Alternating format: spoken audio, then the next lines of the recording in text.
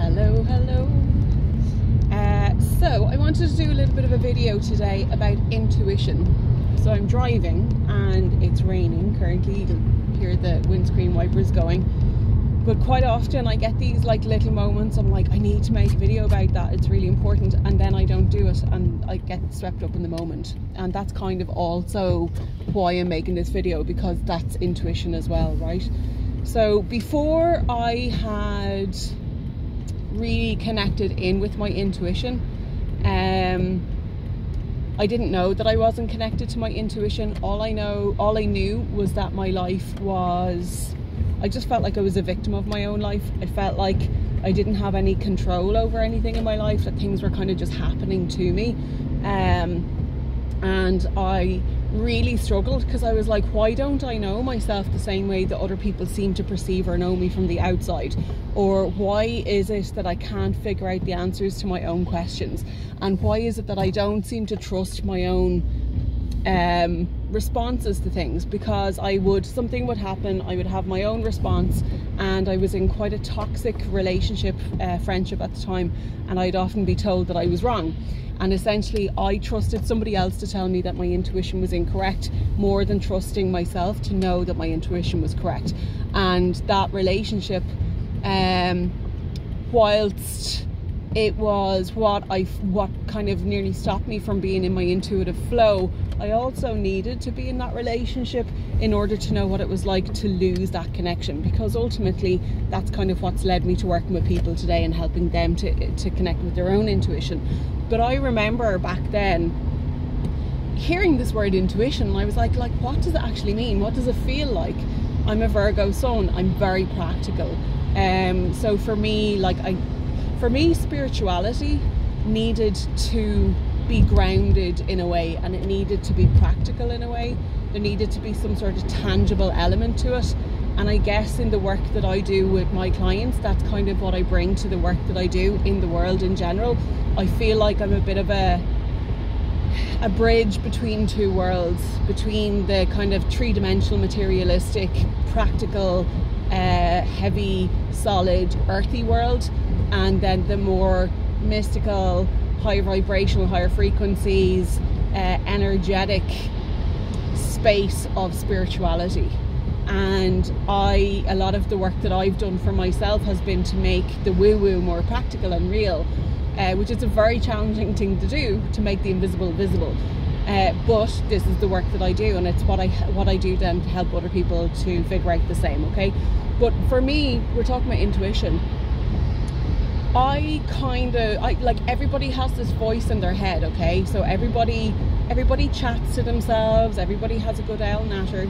And I remember thinking that, like, when I ask a question and I hear this loud voice, I was like, is that my intuition? Is that what I'm meant to do? And I'd second guess myself, and I'd third guess myself, and I'd quadruple guess myself. And to be honest with you, when intuition comes in, it's the first thing, okay? The noise and chatter there afterwards, the debate there afterwards, is not intuition. The debate there afterwards is ego. The debate there afterwards is your mind. So again, when I'm working with clients and we're actually doing sessions with each other, we're talking about the first thing that comes up. And as soon as we start using the words I think, quite often that's like not intuitive. When we're saying things like I know and I feel and I see and I hear, these are all the sensorial words, so sensing. So you've got your eyes to see, your ears to hear. So all these, excuse me, tend to be a little bit more connected to your intuition. Intuition is really silent. It's so quiet. It's not silent as in you can't hear it, but it's just so quiet. And I've been working with this for years, and I had known this, and then maybe about 2 years ago, I very unintentionally began to do a little bit of work, mediumistic and kind of psychic work, right? I was kind of tapping into the idea. I was like, is it possible? Like, do we all have this? And very, very unintentionally, I was like, oh, I went into a medium circle gave it a go, and like I had it straight away, and I had all my clairs, and it was really strange because I thought that I'd have to learn it. I thought that I'd have to figure out how to be a medium, how to be a psychic if I wanted to go that road. And actually what I realised is I've been doing it forever. When I would do reflexology or Reiki with somebody, I would just have these like see, feel, hear kind of knowings. It was really very normal for me, but because it was so normal for me, I never saw it as a thing. That's just how, you know, if you always spoke English and everybody around you spoke English and you didn't know that English was a language, and then you meet somebody who speaks a different language and you're like, oh, they're not talking the same as me. You're like, oh, maybe everybody doesn't talk the same as me, you know? Or when you're a kid growing up and you have this accent and then you meet somebody with a different accent, you're like, why do they sound so different? And it's a little bit like that, in that the chatter in your head, what I discovered when I was doing the mediumship and psychic work, was the chatter that goes on in your head. Oh my God, so much of that chatter, it's not even your own. It's not even your own babbling. You know, when you tune into it, you have to kind of figure out, is that mine, or like, why am I feeling like, and like, it's not only chatter in the mind, it's how we feel as well. And people who are empathic or sensitive people, generally, you guys, you're picking up energy from everywhere. So if you're in a bad mood and you feel like it's your bad mood, but you can't really figure out like, why am I in this bad mood, the chances are you're picking it up from somebody else, or you've picked it up in the collective, okay? Which means it doesn't belong to you. And I could go on with so many different examples of how this is true. It's just insane. But so mediumistically and psychically, you're like, okay, that's actually so much of what I'm getting is from other people and other energies. So when we have loved ones, when I'm working on people, it doesn't always happen. I'm not always doing it. But if a loved one might come into a session, and it might be that they just want to be with that person there for their healing. They might be healing ancestral stuff. And all this kind of stuff, right? But what I've noticed is it would come in like the lightest of whisper. And this is why it's so important. One of the first things I do when I'm working with clients in my holistic life skills training is I teach them how to quiet a lot of the noise, right? Because it's only when we are quieter in our body. So the Reiki that I do helps people to come back into their body, to reconnect with themselves and be in a place that they can feel their own energy and they can separate that from other people. So coming back into the body is first of all really, really important energetically. When we're back in the body, then we can interpret what's ours and what's not ours, okay? So that's one part. So that's what the Reiki does.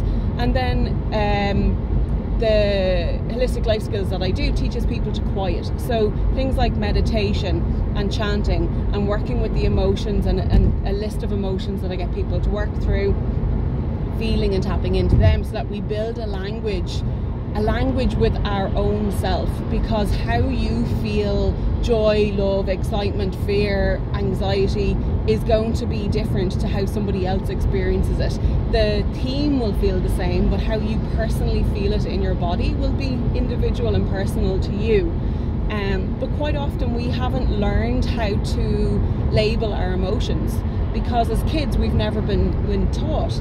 So actually what's happening is we're all walking around like big children, right? So we're walking around and we're having these emotions and we don't know what they're called, we don't know what they are, we can't figure them out, they're scary, and there's so many of them, they're like a cocktail inside our body. So what happens is we leave, we're like, okay, I'm going to hang out here outside my body because it feels safer and better and I can be more in control. So we tend to be in our head or outside our body. So with Reiki, we come back into the body, we make the body a safe place to come back into, and then you can start doing the feeling work. And as I said, then we start working on lists of emotions and that. But the whole point of what I'm saying, and the reason that we do this, is we need to rebuild, we need to first reconnect with ourselves, and then we need to rebuild a level of trust and rapport with our physical, mental, emotional self, so that when intuition comes in, we can hear it, because we can't hear intuition if we're constantly on our phones scrolling, we're watching TV all the time, the radio is on in the background all the time, we're listening to the news 24/7, we're listening to gossip and people talking 24/7. If there's no quiet time, how are you going to hear your intuition? Because it literally will come in as a whisper, and it's not going to keep coming and coming and coming. It's going to come in, and you need to be present and aware of it.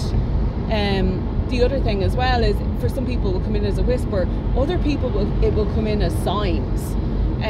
So intuitive signs in your world. A lot of people see numbers, and a lot of those numbers, yes, they have generic meanings, but you actually have to create your own interpretation and language around those numbers as well. So while somebody else might see 22 as being a sign of whatever, you might see it as being like, oh, that's my mother's number, right? And so now you know that for somebody else, that's not the same for them. For you, there's a resonance. You'll have a knowing and a resonance with that. So intuition can come in so many different ways.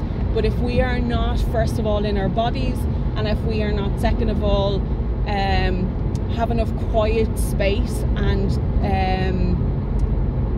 what's the right word? We're creating a landing space and a space of awareness, and we're raising our consciousness. That's really what we're doing. We're becoming more alert and more aware to our surroundings and how our world is trying to communicate with us. We have not been taught this as children. It is nuts. It has taken me my whole life to figure out how our external world is actually communicating with us for our higher good, our highest good. And if we don't know how to interpret the signs, the language, the people that we meet, the experiences that we're having, if we don't know how to interpret them, we're just going to keep having them, you know? It's like a screaming child. If you don't pay attention to a screaming child, or say the child isn't screaming, it's just like pulling on your trouser leg looking for attention. If you don't give that child attention, it's going to start screaming. And then once it starts screaming, it's kind of at the stage where it's a bit too late. It's a bit like, you know, you're going to have to try and kind of calm it down. And our world is a little bit the same. So when I have clients coming to me for reoccurring life patterns, reoccurring life themes, reoccurring personal relationships or health issues, it's usually because that has been plaguing at them and pulling on the trouser leg for quite some time, and they've just completely ignored it.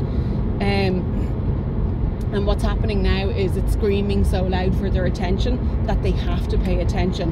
But the issue with it is now that it's good. It's now that you're now paying attention. But a lot of people, when they get to that point, there's panic and anxiety and overwhelm and fear, and they don't know what to do, and they're searching for the right person to help them, and they don't know that they're not going to get that from conventional healing paths.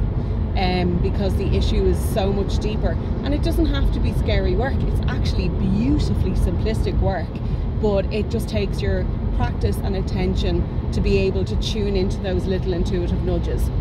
So I'm going to go, because as always I'm I'm 13 minutes into a video, and that's what I wanted to say.